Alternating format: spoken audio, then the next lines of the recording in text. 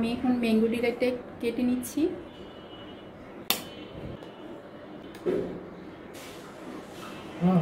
এই যে দেখতে পাচ্ছেন কতটা ইয়ামি হয়েছে। আমি আরেকটু ভালো করে দেখিয়ে দিচ্ছি। আর একটু ছোটো সাইজের আম নিয়েছি, কারণ বড় সাইজের আমটা একটু বেশি নরম, তাই আমার লিকুইড মিশ্রণটা তৈরি করতে এই আমটি লাগবে। আর এই ছোটো আমটা একটু শক্ত। এই আমটাকে আমি পিস পিস করে নিব।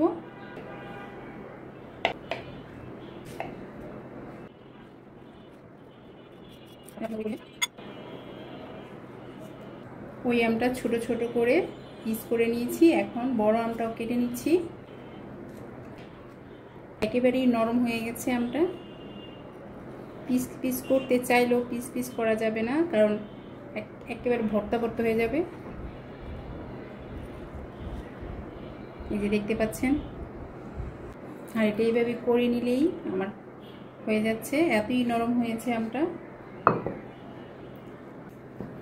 আমের একটা লিকুইড মিশ্রণ তৈরি করে নিব। এই জন্য আমগুলো দিয়ে দিচ্ছি ব্লেন্ডার জারে। কনডেন্স মিল্ক দিয়ে দিচ্ছি। আর কনডেন্স মিল্কটা দিলে চিনির প্রয়োজন হয় না।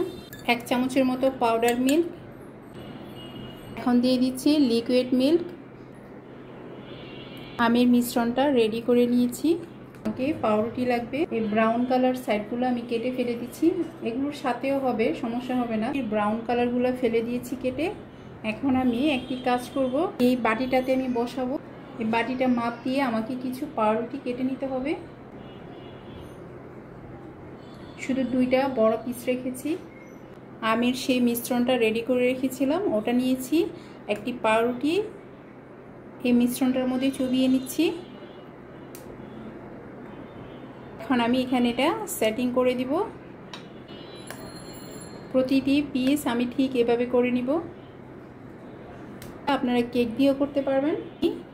হুইপ ক্রিম দিয়ে দিব। আর হুইপ ক্রিমটা আমি বিট করে নিয়েছিলাম একটু আগে। চামচের সাহায্যে আমি এটা ছড়িয়ে দিব।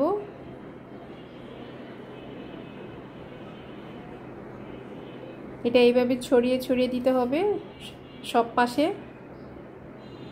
কেটে রাখা আমগুলো দিয়ে দিচ্ছি একে একে। এখন আমি আবার ক্রিম দিয়ে দিব। এখন আমের যে পিউরিটা ছিল এটা আমি পাশে দিয়ে দিব।